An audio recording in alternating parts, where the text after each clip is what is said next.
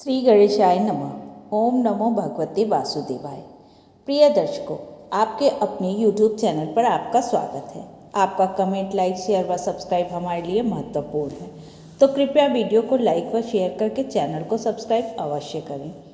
आज के वीडियो में मोक्षदा एकादशी के महत्व व कथा का वर्णन सुनेंगे। हिंदू धर्म में प्रत्येक एकादशी का अपना अपना विशेष महत्व है। मार्गशीर्ष माह में शुक्ल पक्ष की एकादशी तिथि को मोक्षदा एकादशी का व्रत रखा जाता है। इस दिन भगवान विष्णु के दामोदर स्वरूप की पूजा का विधान है। इसी दिन भगवान श्री कृष्ण ने कुरुक्षेत्र में युद्ध के समय अर्जुन को मोहभंग करने के लिए गीता का उपदेश दिया था। इसलिए इस दिन गीता जयंती भी मनाई जाती है। यह व्रत बहुत ही फलदायी है। इस दिन भक्त को नियम निष्ठा से व्रत धारण करना चाहिए। व्रत के नियमों का पालन दशमी तिथि से ही आरंभ करना चाहिए। एकादशी तिथि के दिन स्नान आदि से निवृत्त होकर धूप, दीप, पुष्प, नैवेद्य आदि अर्पित कर भगवान विष्णु और माता लक्ष्मी की पूजा करनी चाहिए। भगवान विष्णु को तुलसी दल अवश्य अर्पण करना चाहिए और कथा को पढ़ना या सुनना चाहिए। एकादशी की कथा सुनने मात्र से वाजपेयी यज्ञ के बराबर फल की प्राप्ति होती है। इस व्रत में पारना यानी जिसे व्रत खोलना भी कहते हैं, विशेष महत्व है। व्रत का पारण समय अनुसार ही करना चाहिए। द्वादशी तिथि को पारण के उपरांत ही व्रत संपूर्ण होता है। तो आइए सुनते हैं मोक्षदा एकादशी की कथा। धर्मराज युधिष्ठिर कहते हैं, हे प्रभु, तीनों लोकों के स्वामी आप हो। आप ही जगत के पालनहार हो। आप ही सृष्टि में सर्वस्व व्याप्त हो। अतः मैं आपको बारंबार प्रणाम करता हूँ। हे केशव, कृपा कर आप मुझे मार्गशीर्ष में शुक्ल पक्ष की एकादशी का नाम बताएं व उसकी कथा का वर्णन करें। मेरे मन में इसे जानने की जिज्ञासा हो रही है। तब श्री कृष्ण कहते हैं, हे युधिष्ठिर, मार्गशीर्ष माह में शुक्ल पक्ष की एकादशी को मोक्षदा एकादशी कहते हैं। यह एकादशी मनुष्य के सभी पापों का नाश करने वाली और मोक्ष प्रदान करने वाली है। अब मैं इसकी कथा सुनाता हूँ, एकाग्रचित होकर सुनो। एक समय बैखानस नाम का राजा गोकुल नगरी में राज्य करता था। वह अपनी प्रजा का पालन अपनी संतान की तरह करता था। राज्य में बड़े ही वेदों के ज्ञानी और विद्वान ब्राह्मण रहते थे। राजा अपने राज्य में सुखपूर्वक राज्य करता था। एक बार रात्रि स्वप्न में राजा ने अपने पिता को नरक की यातनाएं भोगते देखा।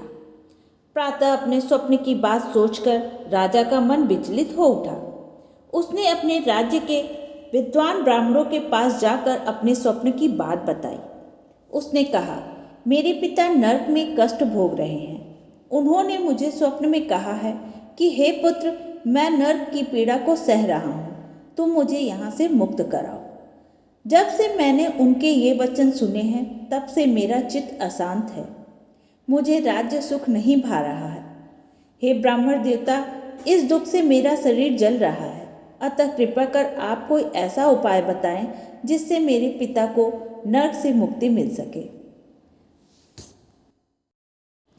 उस पुत्र का जीवन व्यर्थ है जो अपने माता पिता का उद्धार न कर सके। तब ब्राह्मणों ने कहा, हे राजन, यहाँ पास ही भूत भविष्य वर्तमान के ज्ञाता पर्वत मुनि का आश्रम है। वह आपकी समस्या का हल जरूर करेंगे। ऐसा सुनकर राजा पर्वत मुनि के आश्रम पर गया। वहाँ पहुंचकर उसने देखा, उस आश्रम में अनेक शांत चित्त योगी मुनि तपस्या कर रहे थे। उसी स्थान पर पर्वत मुनि भी विराजमान थे। राजा ने मुनि को दंडवत प्रणाम किया। मुनि ने राजा की कुशल क्षेम पूछी। तब राजा ने कहा, हे मुनिवर, आपकी कृपा से मेरे राज्य में सब कुशल है, किंतु मेरे चित्त में अत्यंत अशांति होने लगी है। मैंने स्वप्न में अपने पिता को नरक में कष्ट भोगते देखा है। ऐसा सुनकर पर्वत मुनि ने आंखें बंद कर ली और राजा के अतीत जीवन का विचार करने लगे। कुछ क्षण विचार करने के उपरांत मुनि बोले, हे राजन, मैंने योग बल से तुम्हारे पिता के कुकर्मों को जान लिया है। उन्होंने पूर्व जन्म में कामातुर होकर अपनी एक पत्नी को रति दी, किंतु सौत के कहने पर दूसरी पत्नी को ऋतुदान मांगने पर भी नहीं दिया। उन्होंने अपने पत्नियों में भेदभाव किया। उसी पाप कर्म के कारण तुम्हारे पिता को नरक में जाना पड़ा। तब राजा ने हाथ जोड़कर कहा, हे मुनिवर, कृपया कर इसका कोई उपाय बताएं।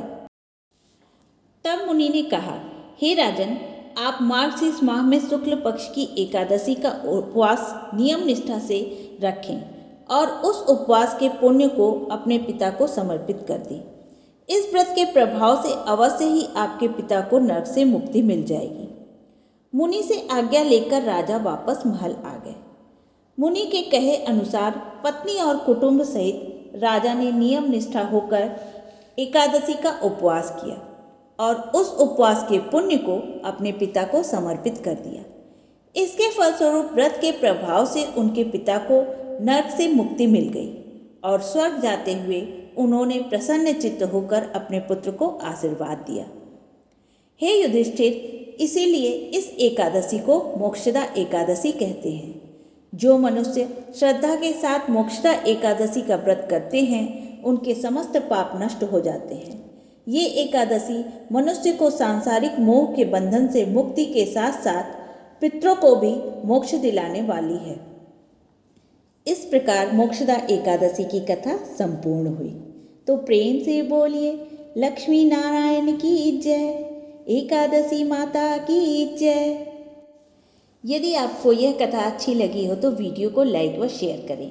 यदि आप हमारे चैनल पर नए हैं तो चैनल को सब्सक्राइब अवश्य करें व नई वीडियो की जानकारी के लिए बेल आइकन प्रेस करें। धन्यवाद।